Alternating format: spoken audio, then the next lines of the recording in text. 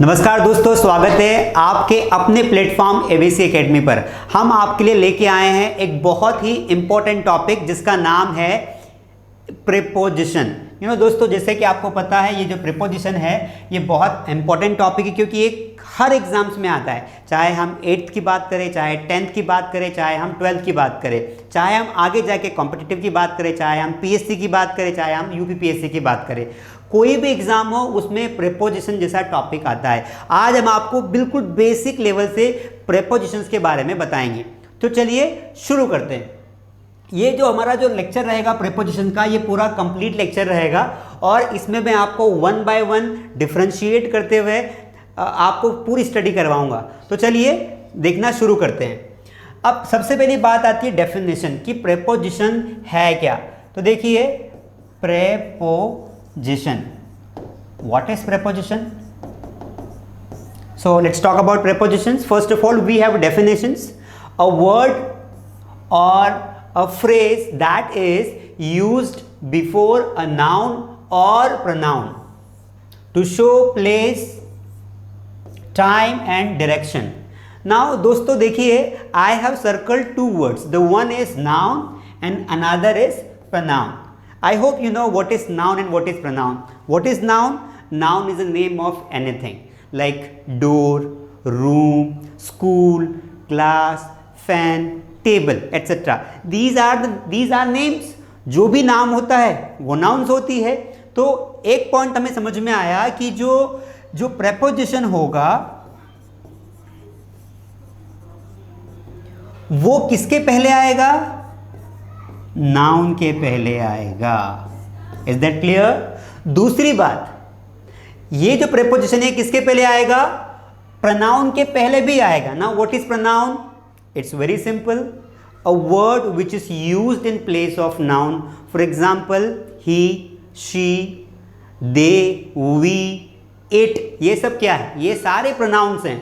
For example she, तो ये she के पहले अगर हम लगा सकते हैं तो बिल्कुल लगा सकते हैं, कोई भी प्रीपोजिशन लगा सकते हैं, लेकिन इसका ऑब्जेक्टिव फॉर्म हमें लर्न करना पड़ेगा। जैसे हर शी के जो नॉमिनेटिव फॉर्म्स होते हैं उसके ऑब्जेक्टिव फॉर्म्स भी होते हैं। वो डीप ग्रामर है, वो हम आगे चल के आपको बताएंगे। अभी आपको सिर्फ इतना रिमेंबर रखना है कि जो प्रीपोजिशन होते हैं वो ऐसे वर्ड्स होते हैं जो किसी नाउन और किसी प्रोनाउन के पहले यूज़ किए जाते हैं। लेकिन किस सेंस में यूज़ किए जाते हैं?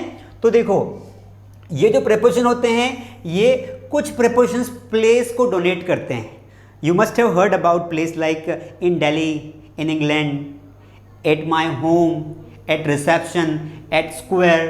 तो ये सारे क्या कर रहे हैं? प्रीपोजिशंस प्लेस को डिनोट कर रहे हैं। जबकि कुछ जो होते हैं प्रीपोजिशंस वो क्या करते हैं? टाइम की बात करते हैं। You can meet me at 10 o'clock tomorrow. At 10 o'clock, मैंने क्या बोला? Eight 10 o'clock। तो यहाँ पर जो एट प्रीपोजिशन है वो टाइम के पहले आया। ऐसे बहुत सारे हैं जो टाइम के पहले प्रीपोजिशंस यूज किए जाते हैं। And same thing direction, go to this way, understand, come towards me. तो ये क्या है? टूवर्ड्स क्या है? टूवर्ड्स एक प्रीपोजिशन है। So what I mean to say is कि जो प्रीपोजिशन होते हैं वो ऐसे वर्ड या फ्रेज होते हैं। फ्रेज मतलब स्मॉल ग्रुप ऑफ वर्ड्स, एक ऐसा टुकड़ा वाक्य का जो फ्रेज कहलाता है। जैसे गिव अप, तो गिव अप क्या है? एक फ्रेज है। तो जो प्रीपोजिशंस होते हैं वो या तो कोई वर्ड होता है या फिर कोई ऐसा फ्रेज होता है जो किसी नाउन या प्रोनाउन के पहले यूज किया जाता है। एंड वो किस रिलेशन में यूज किया जाएगा? या तो वो नाउन के पहले उसके प्लेस को बताएगा, या फिर टाइम को बताएगा, या फिर डायरेक्शंस को बताएगा। चलिए हम एग्जाम्पल को देखते हैं।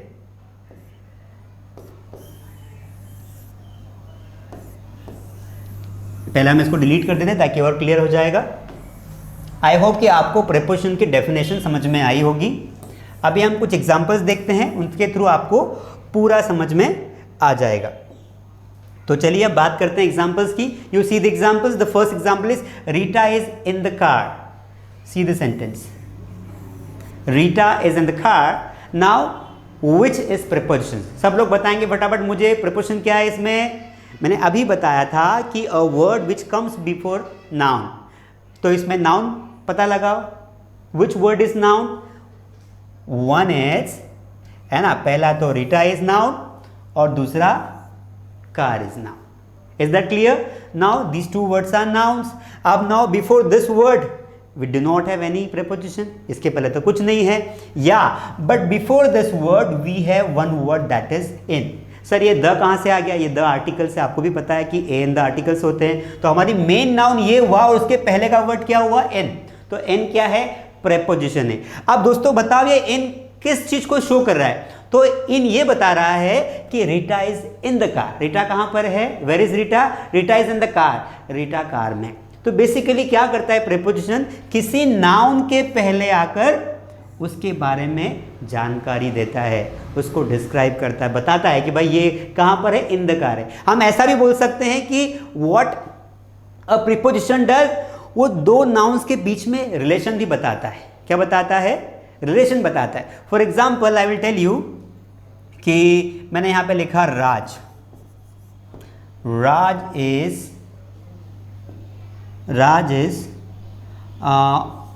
On the roof. See the example. Raj is on the roof. Raj कहां पर है? छत पर है. सिंपल सी बात है.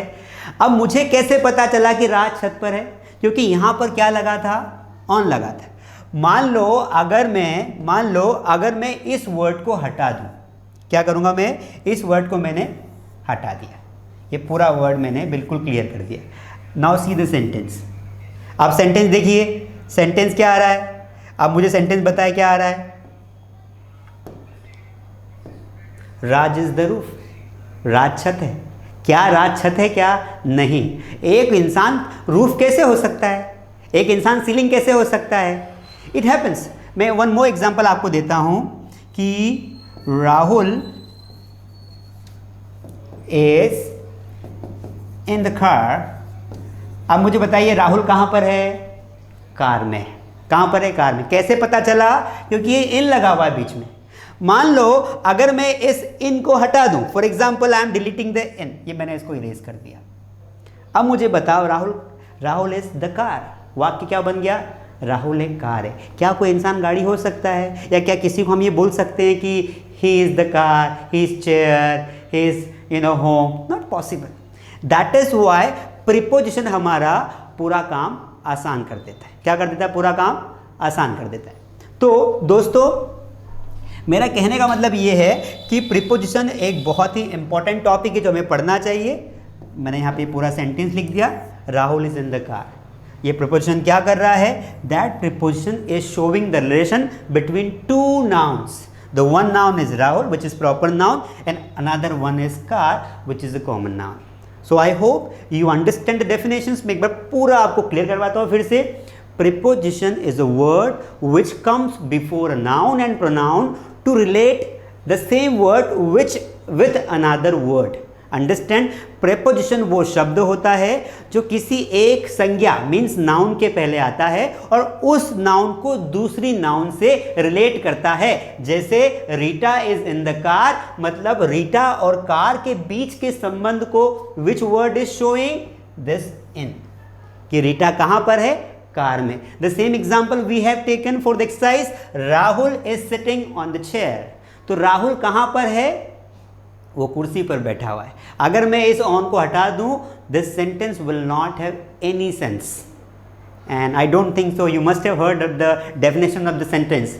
A sentence is a group of words which makes a sense. Understand?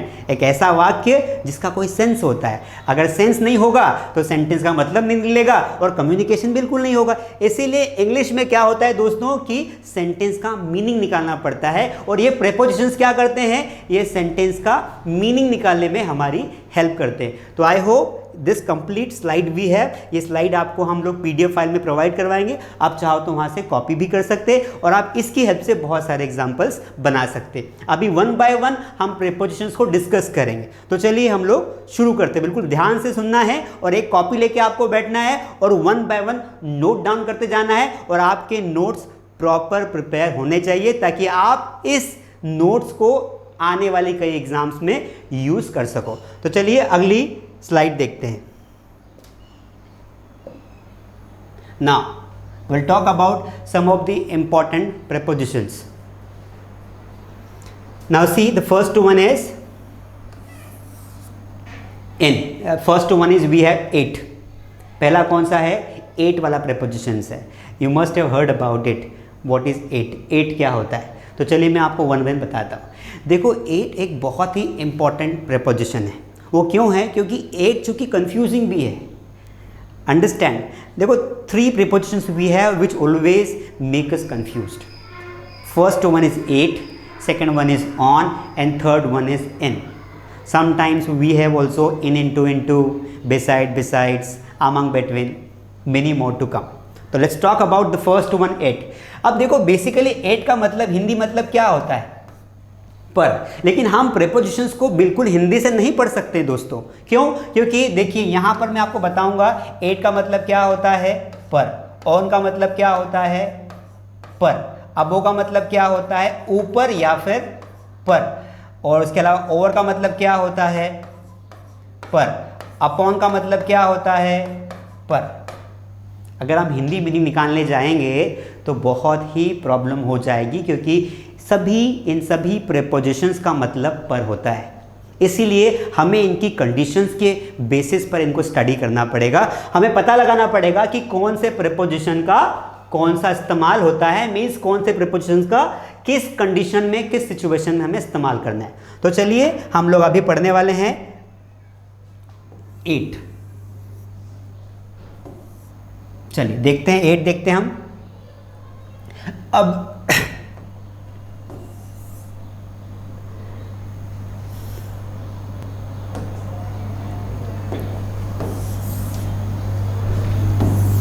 चलिए 8 को हम डिस्कस करते हैं। अब देखिए हमारा फर्स्ट प्रेपोजिशन क्या है?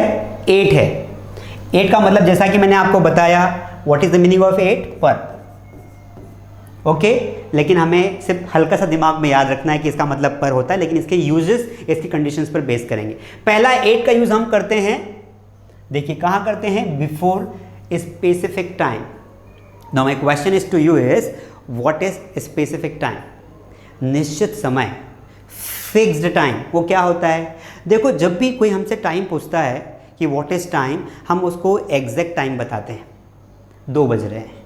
What is 2? It's 2 o'clock, it's 3 o'clock, it's 4 o'clock. But what does it mean? We are talking about a specific time. तो जो घड़ी का जो काटा होता है, वो जो टाइम हम बताते हैं किसी को, वो फिक्स टाइम माना जाएगा। और उस फिक्स टाइम के पहले हमें 8 का प्रयोग करना है। ध्यान रखना है, उस फिक्स टाइम के पहले हमें किसका प्रयोग करना है? 8 का प्रयोग करना है। See the examples we have 8 2 o'clock. What does it mean? मतलब फिक्स 2 बजे। तो जब भी टाइम आएगा हमें क्या लगाना है? उसके पहले 8 लगाना है। फॉर एग्जाम्पल मैं आपको और एग्जाम्पल बताता हूं, जैसे she wakes up at 7 o'clock. यहां पर वी है हमारे पास ये हमारा प्रेपोजिशन। देखिए मैंने क्या किया है? 7 o'clock के पहले मैंने 8 लगाया है। यहाँ पे मैं कोई और प्रेपोजिशन बिल्कुल यूज नहीं कर सकता हूँ। क्यों? क्योंकि मुझे पता है जब भी फिक्स टाइम की बात होगी, remember this, whenever we will talk about the fix time, I go to school at 10 o'clock. I go to class at 3 o'clock. I go to temple in the evening at 4:30 o'clock. Understand? समझ में आया? तो at 2 o'clock, at 3 o'clock, at 4 o'clock, कोई सा भी घड़ी का काटा मीन्स घड़ी का नंबर आएगा, वॉच का नंबर आएगा, आपको उसके पहले क्या लगाना है? 8। आई होप ये क्लियर है। आगे बात करते हैं। और अभी मैंने यहाँ पर एक वर्ड लिखा है एट नाइट। अब देखिए आप सब लोगों को पता होगा, नहीं तो मैं बता देता हूँ कि जो दिन के जो हिस्से होते हैं, जब आप दिन के किसी हिस्से की बात करते हैं तो वहाँ पर कई बार अगर वो हिस्सा बहुत छोटा है तो आपको वहाँ पर इन लगाना है। मैं इन आपको आगे पढ़ाऊँगा भी, लेकिन हिस्सा अगर आप बहुत छोटा है तो आपको इन लगाना है, और अगर वो हिस्सा बड़ा है, उसका टाइम थोड़ा ज़्यादा है, तो वहाँ पर आपको 8 लगाना है। तो देखिए ये नाइट है ना, चूँकि दिन में 2 चीज़ें होती हैं। A day consist 2 things, the one is a day and one is a night. मतलब एक पूरे दिन में एक दिन होता है, मॉर्निंग 6 to इवनिंग 6, और रात भी उसमें दिन में कंसिस्ट होती है, शाम के 6 o'clock से मॉर्निंग के 6 o'clock तक, तो ये पूरा दिन होता है। तो ना रात जो है ना उसका एक हिस्सा है, बड़ा हिस्सा है, दैट इज वाई उस बड़े हिस्से के पहले हमें क्या लगाना पड़ेगा, 8 लगाना पड़ेगा। That is why I told you to put 8 before night. Understand? I will see you at night. Example क्या बनेगा इसका, आई विल सी यू, यहां पे आया ब्लैंक, नाइट। क्या लगाएंगे आप यहां पर? अगर आपके पास 4 ऑप्शंस आ गए तो क्या लगाएंगे? Suppose we have one option is 8 and one option is on. What will you put? Sir ने बताया था नाइट, नाइट के पहले क्या लगाना है, 8 लगाना है। अंडरस्टैंड? वन मोर एग्जाम्पल हम देखते हैं। मान लो आपको क्वेश्चन आता है एग्जाम में कि हम इसकी बात करते हैं बिफोर स्पेसिफिक टाइम। तो क्वेश्चन आ गया एग्जाम में, आई गो टू स्कूल, यहाँ पर आ गया 8 o'clock। क्या लगाएंगे आप? जल्दी से बताएं सब लोग अपने अपने आंसर्स। तो यहाँ पर चूंकि फिक्स टाइम है तो क्या लगेगा, 8 लगेगा। तो दो बातें क्लियर हो गई इस पॉइंट से कि 8 का यूज़ हम घड़ी के कांटे यानी स्पेसिफिक टाइम के पहले करते हैं जो दिन में बजता है, या फिर दिन के किसी बड़े हिस्से में करते हैं। दिन का बड़ा हिस्सा मतलब 8 नाइट, या फिर हम बात करते हैं 8 नून, है ना, 8 डस्क, 8 डॉन, 8 सनसेट, 8 मिडनाइट। देखो नाइट तो आप पक्का कान पकड़कर, पक्का है ना, इधर से पकड़ो इधर से रोक लो कि नाइट जो 8 है ना, नाइट वर्ड आया तो फिर 8 ही आना है। वो फिर 8 नाइट हो या 8 मिडनाइट हो। मिडनाइट मतलब आधी रात। अब ये भी क्या है, उस दिन के हिस्से हैं। सनसेट मतलब क्या होता है, शाम का टाइम। मैं इसी पॉइंट में, ये पॉइंट नंबर ए में मैं आपको ये पूरा समझा रहा हूँ कि 8 मिडनाइट, 8 सनसेट मतलब जो शाम होती है और सूर्य जो डूबता है, दैट इज कॉल्ड सनसेट। हम व्यूज देखने जाते हैं, people go to Rajasthan specially, even to Jaipur to watch sunset. Shimla में भी एक सनसेट पॉइंट बना हुआ है। तो सनसेट मतलब डूबता हुआ सूरज देखना। तो डूबता हुआ सूरज जो टाइम होता है, that time may be between 4 to 6, वो 4 से 6 या 7 के बीच का टाइम होता है आपका सनसेट। उसके अलावा 8 नून दोपहर का टाइम, ये भी एक हिस्सा है, 12 से 3 वाला हिस्सा बोलते हैं इसको। 8 डस्क, ये डस्क डाउन टू डस्क, ये भी शाम का टाइम है। एक डस्क की बात करें। डॉन मतलब सुबह का, भोर। आपको पता है पहले गांव में प्रभात फेरी निकलती थी। That prabhat pheri use to begin at 5:30, sometimes 5 o'clock। तो 5 से 6 का बीच का जो टाइम होता है वो क्या कहलाता है, डॉन कहलाता है। एक गाड़ी भी आती थी सीडी डॉन, याद हो आपको? तो आपके घर होगी, जिसके घर हो वो कमेंट में जरूर करके बताए कि हाँ मेरे यहाँ थी पहले। तो डॉन मतलब होता है भोर, अर्ली मॉर्निंग। इसको क्या बोलेंगे, अर्ली मॉर्निंग। तो इस अर्ली मॉर्निंग के पहले भी आपको क्या लगाना पड़ेगा, you have to put 8 at don.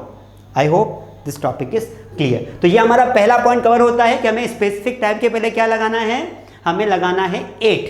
Understand? मैं फिर रिकॉल करवा रहा हूं। हमने पहला प्रीपोजिशन लिया, उसका नाम है 8। ओके, 8 का प्रयोग हम करते हैं स्पेसिफिक टाइम के पहले, घड़ी वाला टाइम। समझ में आ गया? और एक दिन के अलग अलग हिस्से। चलिए अगला पॉइंट देखते हैं।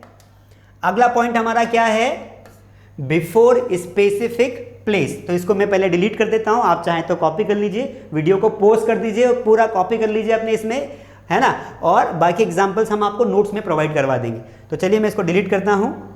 मैंने ये लिया और मैंने ये सारा लिखा हुआ डिलीट कर दिया। Now the board is pretty clear. Okay, ना चलिए अब हम अगला पॉइंट देखते हैं। Point number B, before specific time. अब देख, सॉरी, बिफोर स्पेसिफिक टाइम हो गया है, बिफोर स्पेसिफिक प्लेस। अब देखिए दोस्तों, स्थान की बात हो रही है, we are talking about a place. Specific place के पहले 8 लगाते हैं। एग्जाम में कई बार पूछा गया, कई बार 10th के पेपर में, 12th के पेपर में, या फिर किसी कॉम्पिटिटिव एग्जाम्स में ये कई बार आता है, क्योंकि स्थान को लेकर हम इन लगाने के हैबिचुअल हो चुके हैं। आई लिव इन सनावत, आई लिव इन दिल्ली, आई लिव इन मुंबई। देखो इन अलग है, 8 अलग है।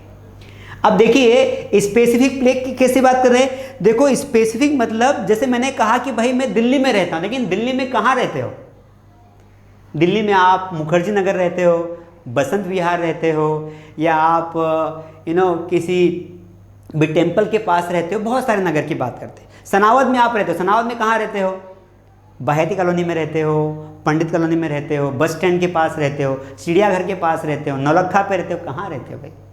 तो जब हम किसी बड़े प्लेस के बाद छोटे प्लेस का जिक्र करते हैं, are you getting my point?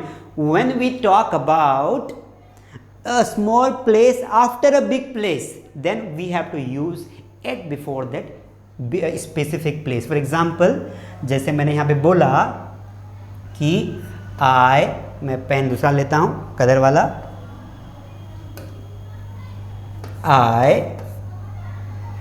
I live at Baheti colony. देखिए मैंने ये कॉलोनी वर्ड आया, समझ में आया कॉलोनी का मतलब क्या होता है? छोटा स्थान। इसलिए मैंने what I did before this colony word I used it. ध्यान रखना है। सर पता कैसे चलेगा कि बड़ा प्लेस है कि छोटा प्लेस है? इट्स वेरी सिंपल दोस्तों। कॉलोनी, नगर, अंडरस्टैंड, ये जब वर्ड्स आते हैं तो समझ में आता है कि छोटा स्पेस है। ठीक है, तो छोटा स्पेस है, छोटी जगह है, तो वहां पर क्या लगाना है? हमें एट लगाना है। I live at Baheti colony. और एग्जाम्पल देखते हैं, Rahul stays at midnight hotel. मान लो किसी होटल का नाम है, तो आप इन नहीं लगाओगे क्योंकि आप वहां पर एक छोटे स्थान की बात कर रहे हो, तो वहां पर आप क्या लगाओगे? एट लगाओगे। तो आपको ध्यान रखना है। दूसरी बात, हम और एक दो एग्जाम्पल्स देखते हैं। फॉर एग्जाम्पल, इस बात करें स्पेसिफिक प्लेस की, तो एक तो हमने स्थान की बात की, तो मैं I am giving you more examples like I live in Indore at Naulakha. समझ में आया? I live in Indore at Naulakha. हम और एग्जाम्पल देखते हैं, माई सिस्टर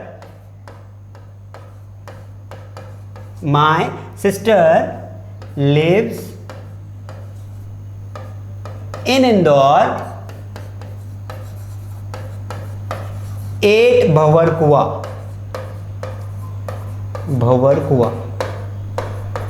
समझ में आ रहा है कुछ कि नहीं आ रहा है? आई होप आ रहा है। बड़े स्थान की बात होगी तो इन आता है, बड़े स्थान की बात कर ही नहीं रहे हैं, छोटे स्थान की बात करें तो छोटे स्थान के पहले क्या आएगा? एट आएगा। देखिए यहां पर ये हमारा सेंटेंस है, ये वाला सेंटेंस की बात कर रहे हैं हम लोग। अब इस सेंटेंस में my sister lives in Indore at Bhanwarkuan, तो यहां पर इंदौर के पहले तो इन आया, बड़े स्थान के पहले क्या आएगा? इन। लेकिन जैसे ही छोटा स्थान आएगा तो क्या आ जाएगा? एट आ जाएगा। अब जितने बड़े शहर है सब में कॉलोनीज होती, तो वहां पर क्या लगाएंगे? एट लगाएंगे। आई hope the topic is very clear. तो ये पॉइंट समझ में आया आपको? अब इसके बाद स्पेसिफिक प्लेस का पॉइंट नंबर 2 भी इसमें हम लोग कवर अप करेंगे, जो एग्जाम्स में अधिकतर आता है। तो आप इसको कॉपी कर लीजिए, मैं इसको इरेज कर देता हूं। चलिए अगला पॉइंट देखते हैं दोस्तों। ये पूरा लेना पड़ेगा तब जाके इरेज होगा, हमने ये भी इरेज कर दिया। अब देखिए इसी टॉपिक पर, इसी पॉइंट में हम लोग कवर करेंगे स्पेसिफिक प्लेस की बात। एक स्पेसिफिक प्लेस तो होता है कॉलोनी, या इसको हम इस पॉइंट को ये भी बोल सकते हैं कि बिफोर स्मॉल एड्रेस। सर अगर हम मकान नंबर की बात करें तो क्या आएगा?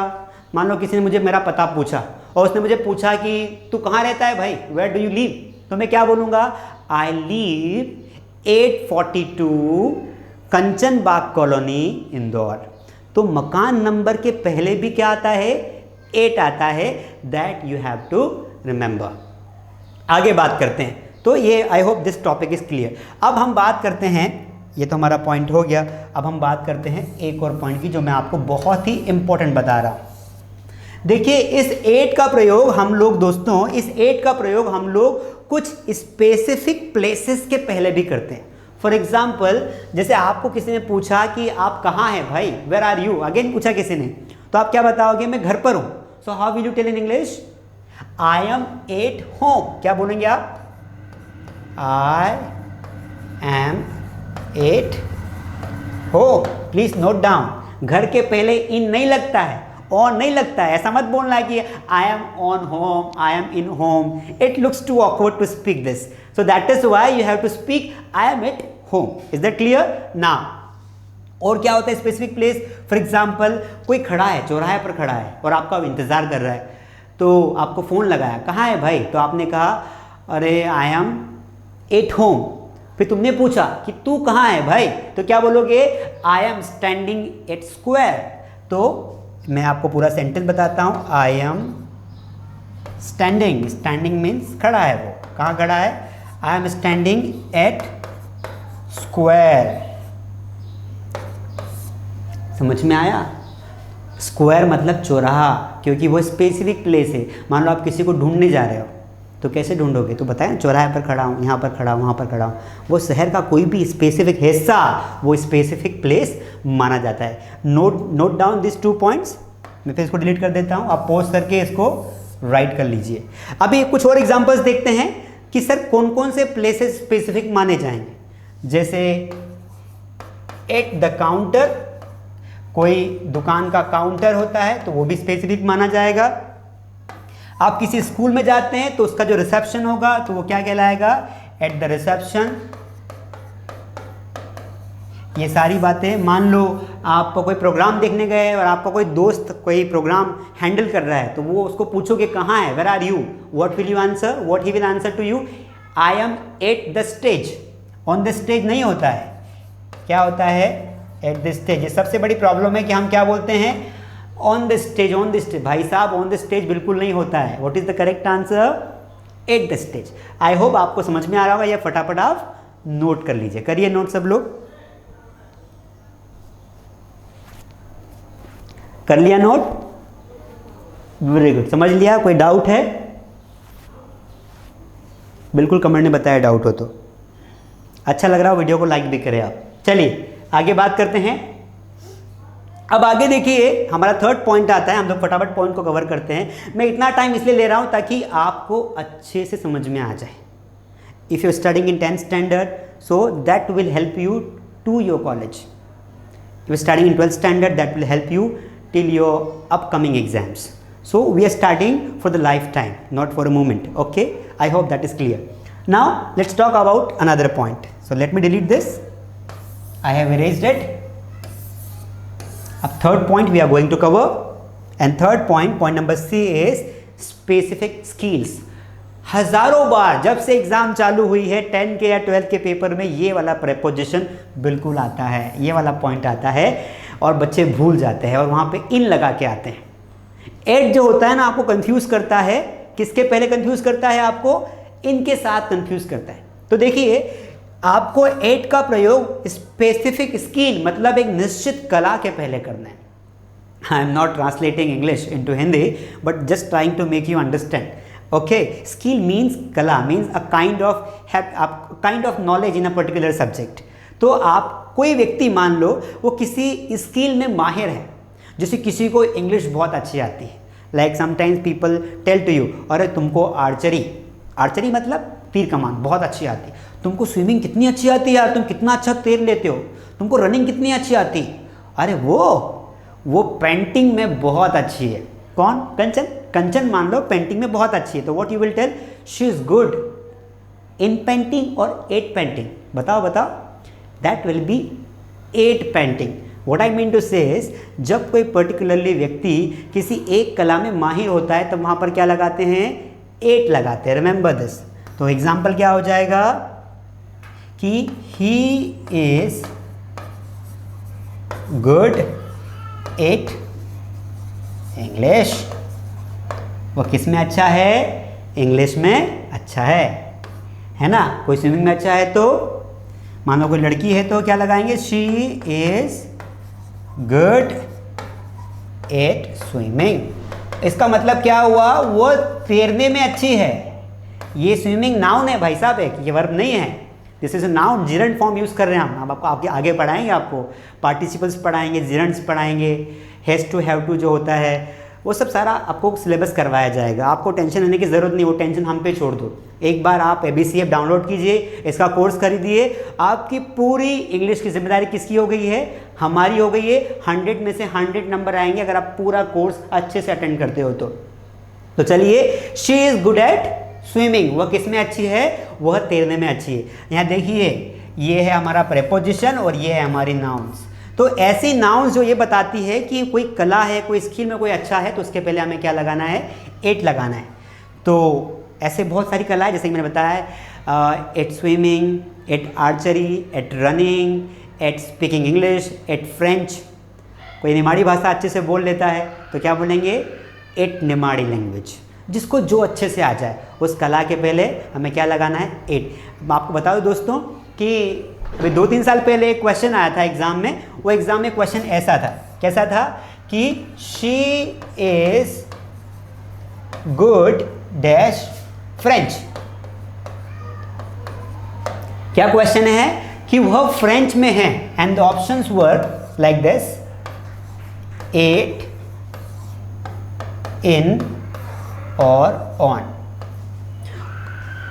यू कैन बिलीव इट, 100 में से ऑलमोस्ट 70% लोगों ने इन लगा दिया, क्योंकि बोलने में इन अच्छा लगता है।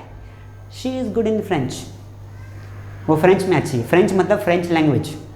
लेकिन what was the right answer, the right answer was 8। Understand, the right answer was 8। चलिए, तो this was the exercise, you copy it. Now will go for the next slide. Point number 2, very important, preposition, what it is, on।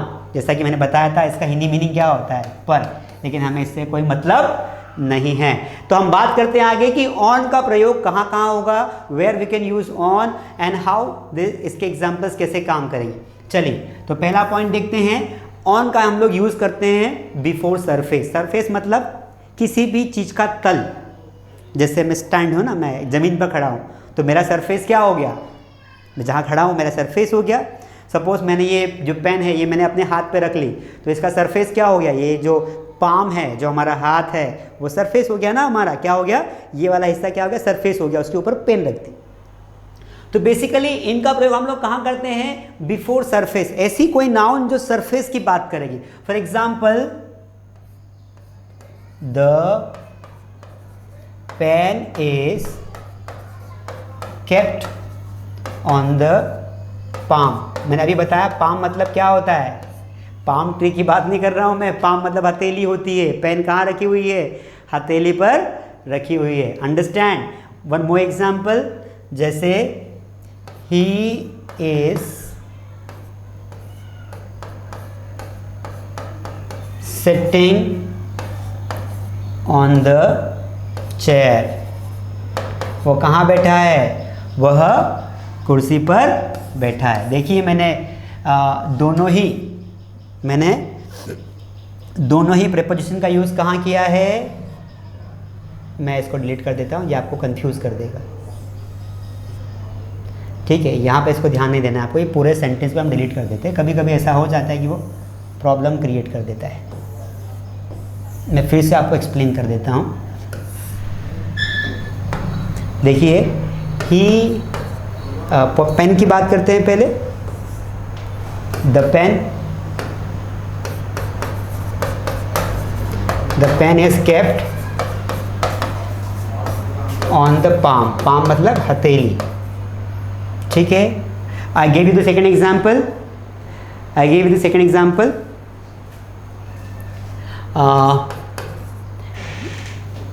Late me give the second example. Rahul, इसको काट देते हैं। Rahul is sitting on the chair. Chair मतलब कुर्सी।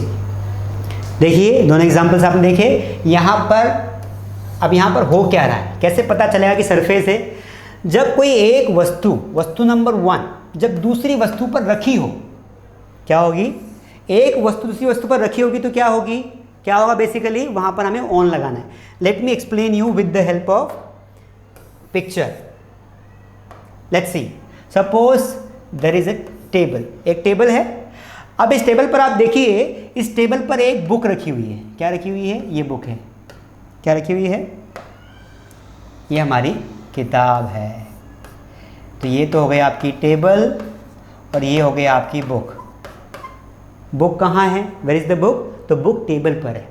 सो in that sense what we will do is, in that sense क्या होगा कि ये जो बुक रखी है वो टेबल पर रखी है, तो ये टेबल की सरफेस हो गई, ये क्या हो गई हमारी सरफेस।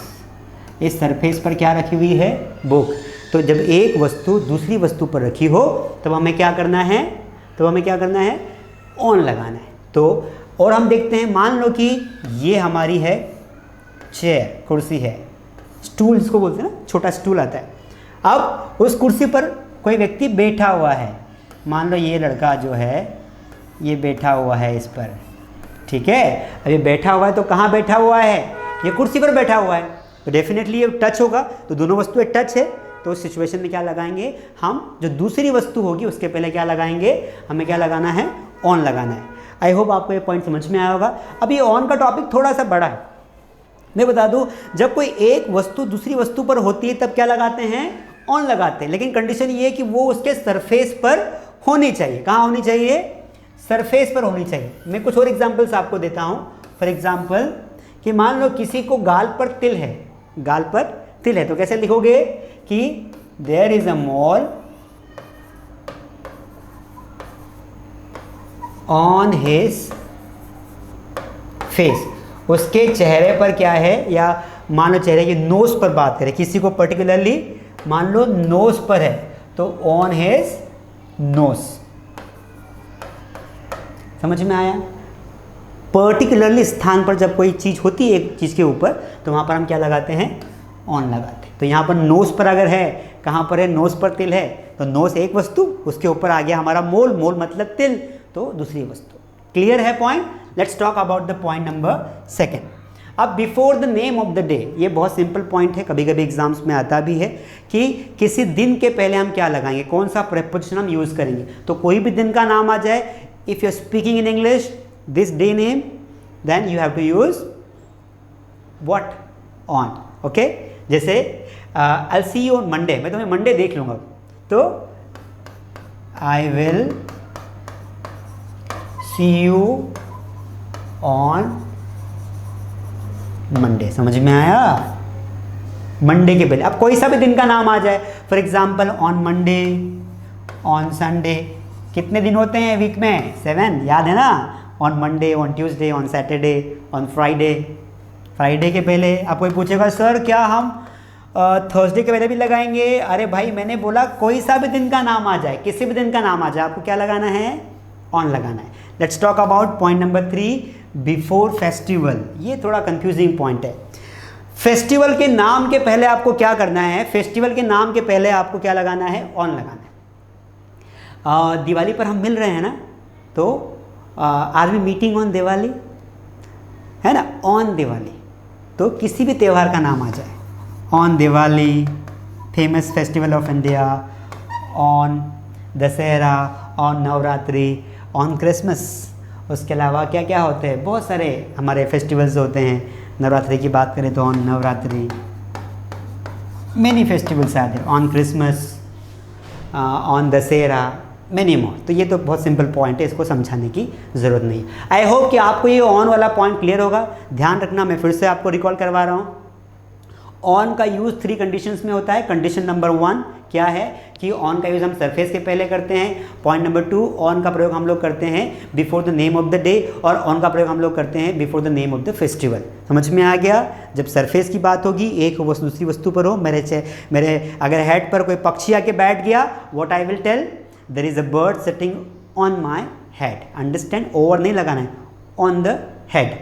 क्लियर है। और किसी दिन की बात करेंगे कि मंडे ट्यूसडे, तो ऑन लगाना है। और लास्ट पॉइंट वॉज किसी फेस्टिवल के पहले हमें क्या लगाना है, किसी फेस्टिवल के पहले हमें लगाना है on. Is that clear. Let's go for the point number 3। अभी तीसरा हमारा प्रेपोजिशन क्या है, क्या है तीसरा प्रेपोजिशन, हमारा तीसरा प्रेपोजिशन है N. Understand.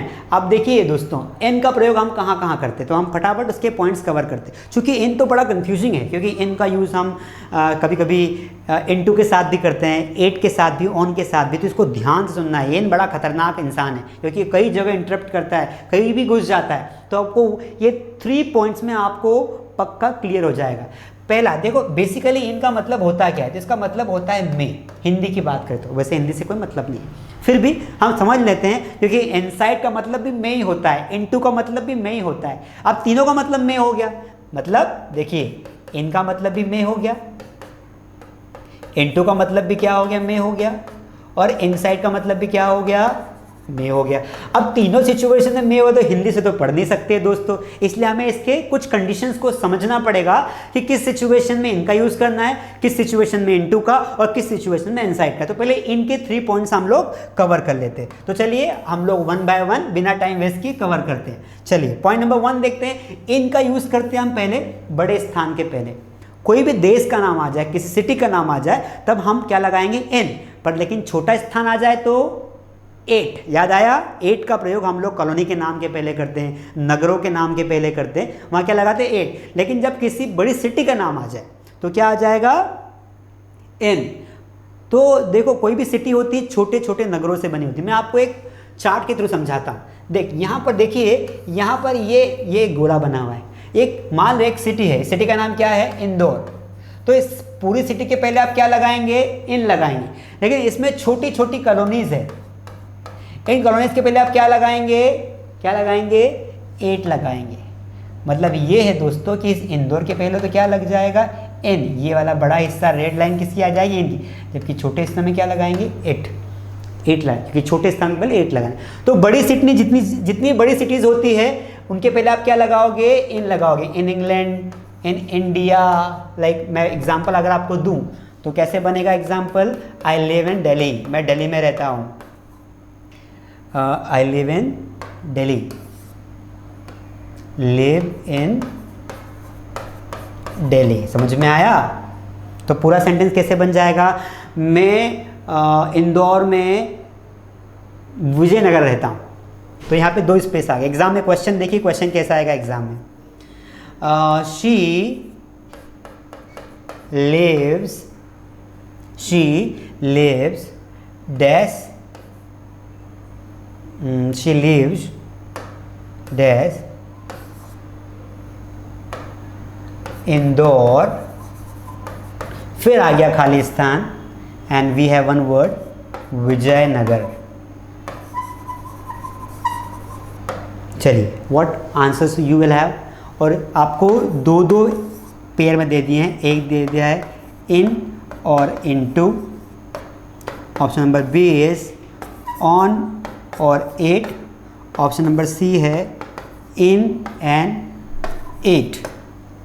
So which will be your answer, तो definitely she lives in Indore, बड़ा स्थान है तो क्या लगा देंगे, इन, छोटा स्थान तो क्या लगा देंगे, 8। Now what will be your right answer, बताइए, पहले इन बाद में 8, पहले इन बाद में 8, this will be your answer. Clear है, वेरी गुड। चलिए आगे बढ़ते हैं। आप चाहे तो ये कॉपी कर लीजिए, मैं इसको इरेज कर देता हूं।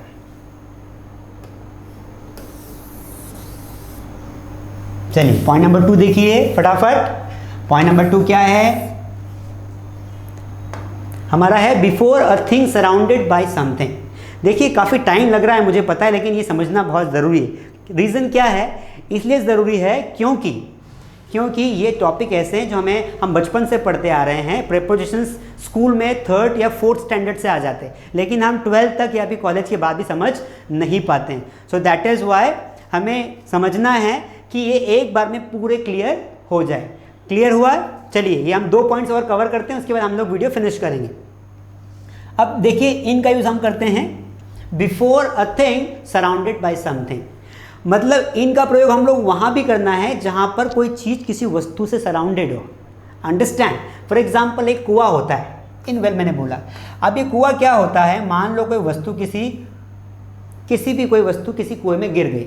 ये कुआं है, मान लो मेरा पर्स गिर गया, सपोज फॉर एग्जाम्पल मेरा पेन गिर गया, ये पेन गिर गया, तो क्या बोलोगे, where is my pen, at well और in the well? In the well बोलोगे ना कि और यार वो पेन तो है ना कुएं में गिर गया, कुएं में है, तो इन द वेल होता है।